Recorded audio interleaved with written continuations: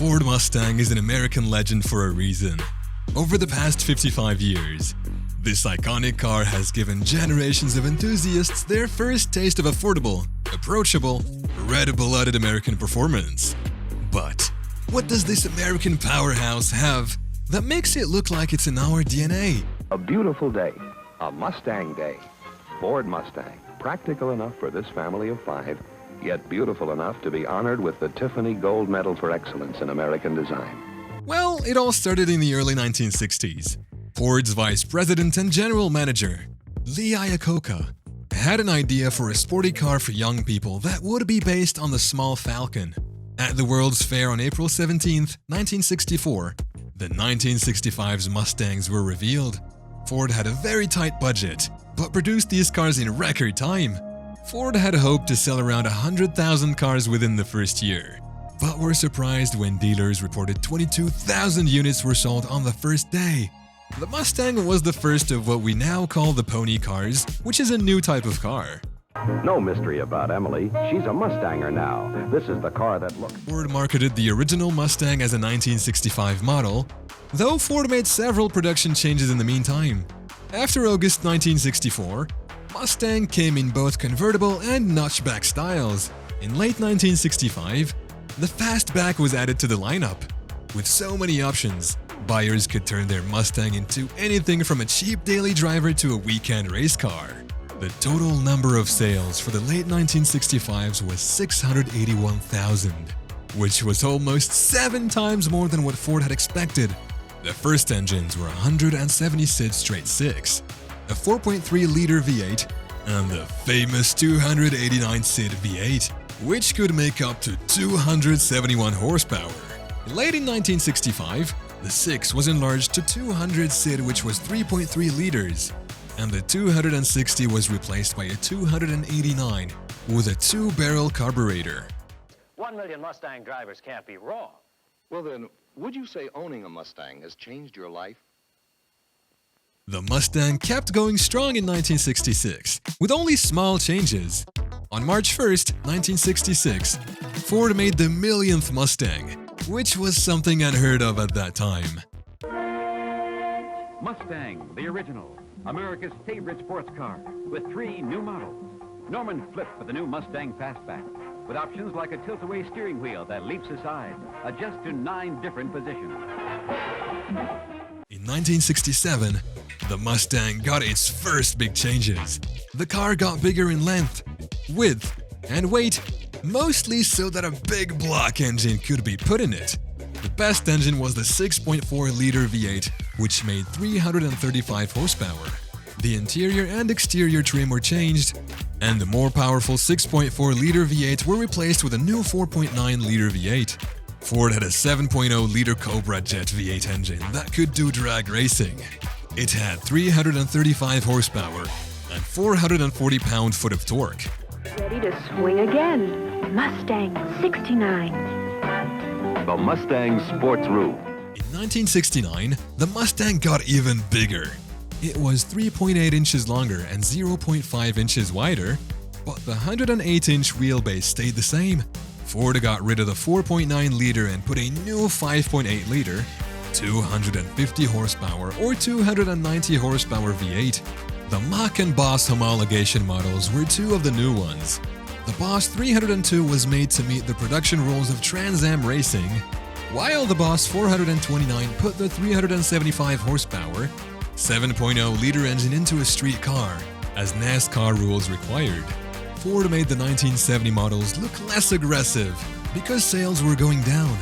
In 1969, sales dropped to less than 300,000, and in 1970, they fell below 200,000. This car designer compares the 71 Mustang to Europe's great road cars. Holy smoke! Hey, Capello, that's European road cars. No, sir, this is our new Mustang Mach 1, one of 6 completely new models for 71. Capello, look at the hole in the hood. Eh? Our brand new air scoop, sir, and this is our color-keyed spoiler bumper. Gross, that's a flat the back, eh? However, in 1971, the Ford Mustang got even bigger and bulkier. And the sedan got a new butt rest rear window that made it look very different from earlier Mustangs. As emissions rules got stricter and Americans stopped buying muscle cars, the number of engine options went down. The 6 was made bigger to 250 SID, which is 4.1 liters, but the 429, the only big block engine at the time, was taken out of production for 1972. This left the 351 as the biggest engine. By 1973, the coupe was 1,200 pounds heavier than a 1965 Mustang. It weighed 3,600 pounds. Sales kept going down. By this time, most car companies had stopped making pony cars, except for General Motors and Ford. But Ford was working on something completely different, which changed the industry until the present day. If you liked the video so far, please give us a thumbs up and subscribe to our channel. It's incredible, and it's mine. Take a closer look at the new Mustang 2. Between 1974 and 1978, the incredible shrinking Mustang 2 was the talk in town. People who said that the Mustang was getting too fat were about to have their problems fixed. Ford made the Mustang 2, a small car that came out in 1974. It was based on a stretched Pinto platform and came as a notchback or a hatchback. There were 140 SID, 2.3-liter 4-cylinder, and 171 SID 2.8-liter V6 engines to choose from. Ford marketed the Mustang 2 as a high-end economy car, and the top of the lineup was the luxury-themed Ghia. The Mustang 2 came out in the fall of 1973, right around the time of the oil embargo. The timing couldn't have been better, as sales shot up to 386,000 in 1974, the best year for the Mustang 2. The Mustang 2 got mostly good reviews at the time, and Motor Trend named it Car of the Year for 1974. In 1974, when oil began to flow again, Americans went back to big cars. Ford put in the 302 4.9-liter V8, labeled as a 5.0, which only made 140 horsepower. Ford also made the Cobra 2 and King Cobra models, which looked cool but weren't very fast. From 1975 to 1978, sales stayed around 200,000 per year. People were ready for a real Mustang to come back by the late 1970s, so Ford gave them one. There's a new breed of Mustang for 79. I'm Jackie Stewart, putting the 79 Mustang through its paces at Indy. In 1979, the Mustang used a new platform called Fox. The Fairmont sedan also used the same platform. The new Mustang was available as both a notchback and a hatchback. It had a 2.3-liter 4-cylinder engine that could either be naturally aspirated, 88 horsepower, or turbocharged, 132 horsepower, as well as a 2.8-liter V6, which was dropped later in the year, a 3.3-liter L6, and a 4.9-liter V8 that was still called a 5.0. For the 1980 and 1981 model years, Ford switched from a 4.9 to a 4.2 V8.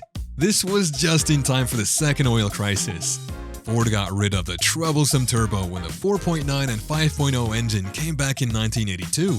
The bad news was that Ford was now making Mustang Cup cars that could go 140 miles per hour. As soon as car makers figured out how to tune for emissions, real performance came back to the Mustang lineup. In 1983, the Mustang came back with a better 2.3-liter turbocharged engine. It also got its first convertible in 10 years and a new 3.8-liter V6 engine to replace the old straight 6. Up to 175 horsepower came from the V8. Mustang! The Mustang attitude. The one and only boss, Mustang GT. The wide-open Mustang convertible. The turbocharged precision of Mustang SVO.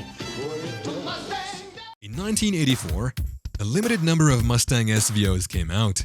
They had a 2.3T engine with 175 horsepower, later 205 horsepower, and a new suspension with Koni adjustable shocks.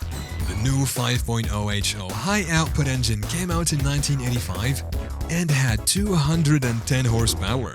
In 1986, the 4-barrel carburetor was switched out for a multi-port fuel injection, which gave it 200 horsepower. See a Mustang? Yep, it went that way. There's only one car that goes that away, quite this way, Ford Mustang. When 1987 came around, Ford's cars got a beautiful new look with flush headlights and a new interior that was based on aerodynamics. The V6 engine was taken out, leaving 2 engines and 2 models: the Ford Mustang LX, which was designed to be economical, and the Ford Mustang GT, which had a V6 engine and flashy side skirts and tail lights. Most LX cars had a 2.3-liter engine with 88 horsepower, but Ford made a stealthy LX 5.0 with a V8's 228 horsepower, or 205 horsepower after 1988, and the LX's low-key looks. Without the 200 extra pounds of bodywork, it was faster than the GT. Creature, think you could tame this beast? We can give it a shot. What's the craziest name you're wearing? Yeah, exactly. We actually wear ladies' underwear underneath there. 145 horses enough for you? Well, you haven't let me open it up yet. Okay, you're at the post. And you're off. Ford Mustang with 145 horsepower, 3.8-liter engine, standard, dual airbags, anti-lock. From 1994 to 2004, the Mustang went back to where it came from. Ford polls showed that Mustang fans wanted more recognizable Mustang cues, so the jelly bean shape of the 1994 Mustang was added to, with lots of prancing horses and styling nods to the first generation. The similarity was more obvious inside, where the twin cowl dashboard from the original Mustang was styled. The Fox platform was used as the base for the new Mustang, but it was made stronger and bigger. The suspension was set up to give a softer ride with similar handling, but critics didn't like that it understeered less. The 4.9-liter V8 came back with 215 horsepower, and the new base engine was a strong 3.8-liter V6. Ford got rid of the 4.9 in 1996 and put in the modular 4.6-liter OHC V8. The output was about the same as the 4.9, but the engine was criticized for not having enough torque at low speeds. There was still a more powerful SVT Cobra that was only made in limited numbers. In 1999, Ford gave the Mustang a new look by giving it the company's new edge style. The V6 got more power, up to 190 horsepower, and the V8 got more power, up to 260 horsepower. The 1999 SVT Cobra was the first Mustang to have a rear suspension that was separate from the rest of the car. In 2002, Chevrolet stopped making the Camaro, leaving the Mustang as the only car in its class. The 2005 Ford Mustang. The legend lives. A few years later, in 2005, the Mustang came out with a squared-off shape that did justice to the original Mustang. Ford finally got rid of the Fox platform, which had been around for more than 25 years. However, the new Mustang kept its live rear axle to keep costs down, which the auto press criticized heavily. The base V6 Mustang had a 4.0-liter V6 engine that made 210 horsepower, while the 4.6-liter V8 now made up to 300 horsepower. People liked it so much that General Motors started to plan to bring back the Camaro, and Chrysler brought back the Dodge Challenger.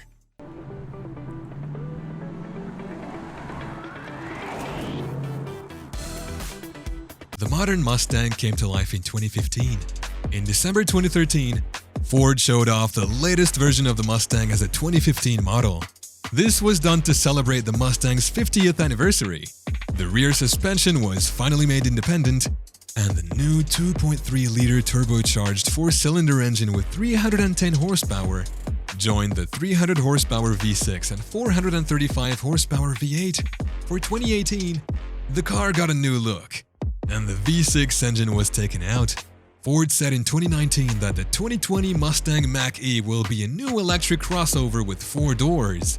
2 years later, on December 15, 2022, Ford spread holiday cheer by giving Mustang fans exactly what they had asked for: more horsepower with every engine option for the all-new 7th generation 2024 Mustang, including 500 horsepower with the Mustang Darkhorse. This was the first Mustang to have 500 horsepower. The Mustang Darkhorse has a uniquely engineered 4th generation Coyote V8 engine with 500 horsepower and 418 pound-foot of torque to set a new standard for Mustang street and track performance. It is the most powerful non-Shelby edition ever. With the help of Ford Performance, the Coyote engine was upgraded to make 500 horsepower, making it the most powerful naturally aspirated V8 engine Ford has ever made. Some of these upgrades are a crankshaft that is perfectly balanced and forged piston connecting rods, which were first used in a Ford Mustang Shelby GT 500 and can handle higher pressures and speeds than the pistons. Mustang Darkhorse also has stronger camshafts to make it last longer on the track and get closer to its red line of 7,500 RPM. Ford announced the most powerful Mustang GT 5.0 liter V8 at the same time. A new 4th generation Coyote V8 engine is at the heart of what makes the all-new Mustang the most exciting Mustang ever made. The Mustang GT Coupe and convertible can make 486 horsepower and 418 pound-foot of torque with the optional active valve performance exhaust system. Aside from giving the car more power, the free-flowing design of the system gives it a custom V8 sound. And you can close the valves to reduce the amount of noise the car makes. The Ford Mustang has made an incredible transformation in the last 6 decades. It truly is an American icon. And if it was for us, it stays that way for a long time. Did you find this video interesting? Then we would appreciate if you could like this video and subscribe so you don't miss any videos. Let us know what you think of the Mustang in the comments section below. Thanks for watching, and we'll see you in the next one.